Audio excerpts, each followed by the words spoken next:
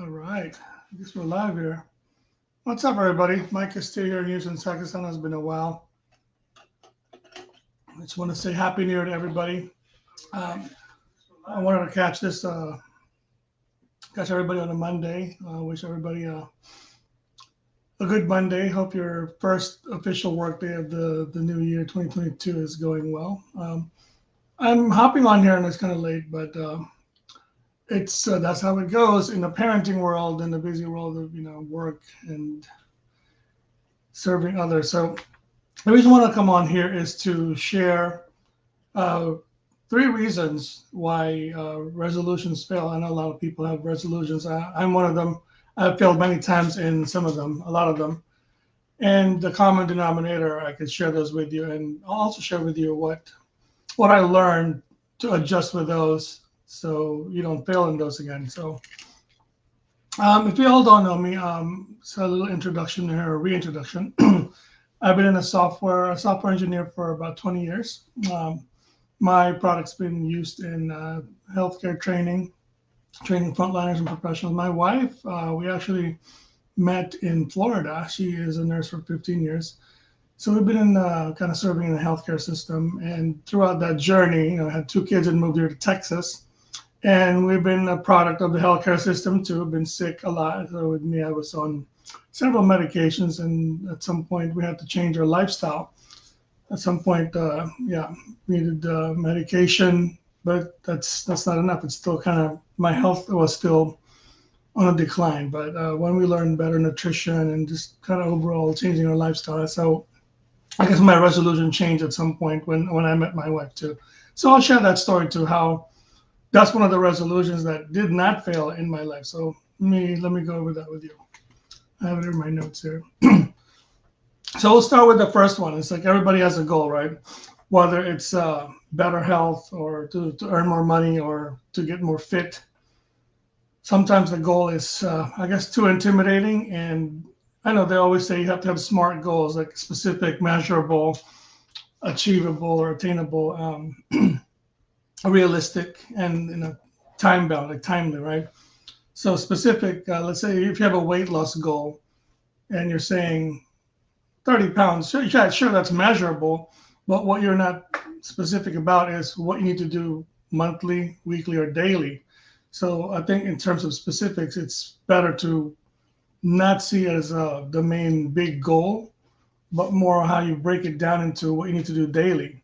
Like if it's with health, then you want to probably start eating less of something that's unhealthy on a daily basis. Like have one salad a week, or I guess count how many your macros, right? How many are you eating more plant based or not? So what you need to do daily, those little steps will help you instead of just weighing yourself every day and say, did I lose 30 pounds yet? So something like that. So it doesn't intimidate you when you keep looking at the scale and you haven't lost it yet. But it's the daily steps really that of course, when I lost weight 3 years ago, I wasn't looking to lose weight.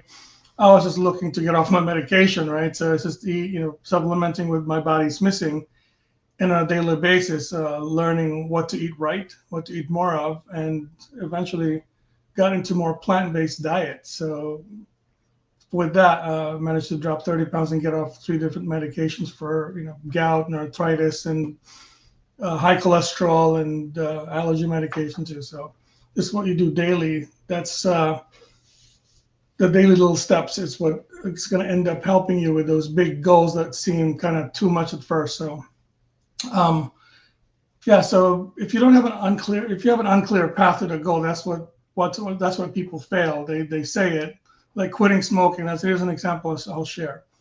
I've tried when I was 25. I guess I picked up smoking. I was in denial that I was a smoker. At some point, 10 years later, I'm still saying, "Well, I only smoke, one or two. Still not a smoker." So, always use that excuse for myself. And I've tried to quit maybe every other New Year and say, let's try it with a friend. But with that, there's not really a clear path of what I should do. Some people say, I'll try to patch or just don't hang out with friends that smoke. So I'll get to where that's important, where your community also is important. But eventually, when I met my wife, I guess the pain of keeping the habit is it's more painful to keep the habit than to keep the girl that I'm dating at the time, which is her, because she gave me a pick that you can pick the smoking, that's fine, or we could go with our relationship forward. So at some point I dared myself to cold turkey it, and it worked that time. So that was, I didn't even wait for New Year's Eve. That was like a Thanksgiving party in Florida in 2009. I just wanted to prove something to myself that I have the willpower to stick to my word and do it. So, and so that worked. So basically I have a big, it's a big goal. It's not specific, but it's just when you put your foot down and see that there's a bigger pain, because I'm not trying to get to I guess the pleasure is either we're going to change something when something is either to move towards something pleasurable or to run away from pain. And I guess the pain is losing her at the time. So that's also, if it's that specific, that could help you. If it's a big enough reason, that might help. So yeah, don't get intimidated by the big goal, but if you set it to where you know what small steps to take, that will really help to break it down. Like if you want an income goal, you want to probably keep track of what you're saving daily versus just saying, I'm going to save for the next PlayStation or Xbox, right? So you know how much it's worth, but if you don't have a daily goal of what to put away, so it really helps to keep track and do a daily or weekly or monthly check, so you could readjust your goal. So that's number one. It's like the specific goal is make it specific to the daily things, the little things, the little achievable things that you can do, so you don't fail when you're just looking at the big picture. So the next one is the impact. Is the impact more self-centered, or does it affect more people? Is it anchored with a heavier pain or pleasure that's not just for yourself, right? The consequence. So if you kind of calculate, it's like going back to the deeper why. If you don't compound the impact, like to family members, or there's a financial pain associated with it, or a health further down the road, like if your health's going to get worse, if you don't really look at the effects of how that trickles down to how that's going to affect everything else, then you're probably going to say, well, it's just only me affecting it, so it's not a big enough. So if you have a big enough reason why, anchored to something more than yourself, you'll probably take that goal more seriously. So there's a bigger pain associated with achieving that goal, not just to look good, but to be healthier, to live longer for your kids, for your family, so they don't suffer when you fall into ill health, and their life gets kind of shuffled around when your health is bad. So that's thinking of, oh, it's just me, but it's not. It's not just you. Same thing, right? Same thing. It's with financial. It's like if you want a bigger goal, and you think, oh, but I don't really need the PlayStation or whatever, then you're just thinking, but it's not just that. It's not just for yourself also. So the financial goal is for your family too. So if you have a bigger impact, not just for yourself, that's going to help push you toward that goal. And the third one I'm going to share is the community. Like everybody knows how peer pressure works, right? So you all remember the push-up challenge. You remember the ice bucket challenge. Peer pressure works kind of the same way when you're with a group of people. If it's a positive thing that's going on, you're most likely going to do it because of peer pressure. Same with being in a community of supportive people. The vibe in a tribe, they say, whether we like it or not, for better or for worse, we have this tribal wolf pack mentality that if someone's doing it, whether it's good or bad, we're going to do it too, just to feel like we belong there. So finding a community of people making the change too, that helps. Like recently, my wife and I got on the Peloton community, and we decided we're going to do that too, just to get to get better. We didn't wait for New Year. We just said, okay, there's a good deal going on right now. Let's go ahead and start. So just having a community of supportive people that's going to push you and hold you accountable for what you're trying to do, that's really going to help a lot.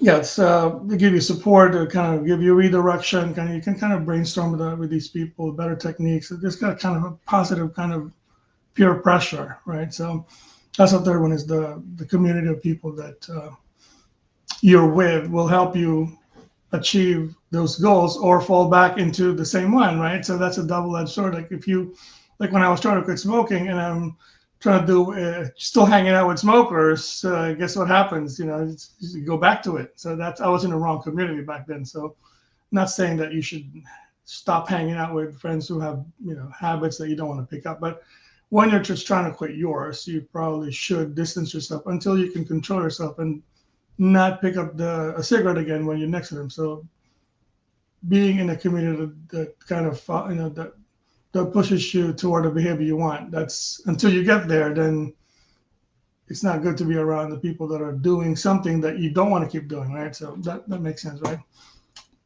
Another bonus one I want to share is these goals fail, these resolutions fail because they're not being tracked right.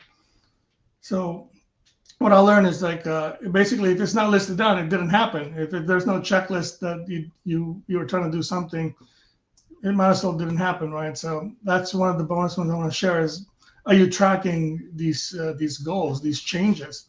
If you're trying to have better athletic performance, you probably want to track your workout, how many sets, how many reps, how heavy, what day or what time you're doing them, so you're tracking them.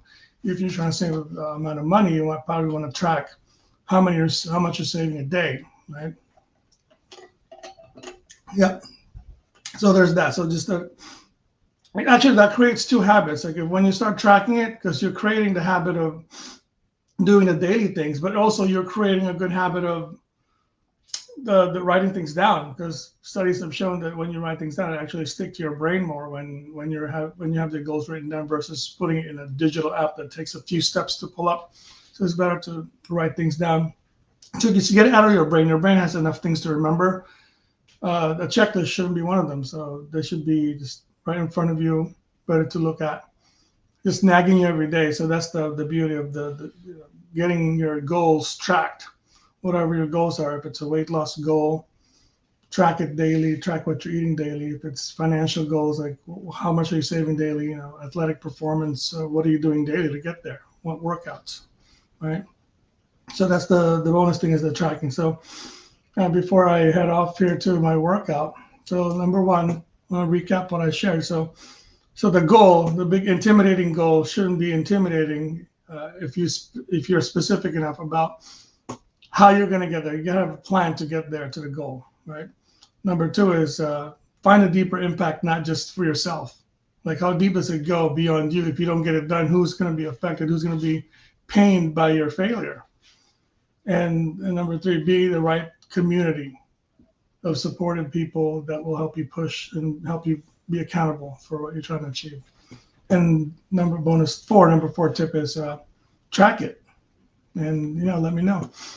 Yeah, so follow me in my other social media channels here that I put on the description. Just trying to build a community of health-focused people, just to serve and create more impact and educate people with our health mission here. So hopefully this makes sense and this helps with all you resolutionistas out there. Good luck with your lifestyle changes that you're trying to get to for the new year. Yeah, Mike Castillo, signing off. Have a good night.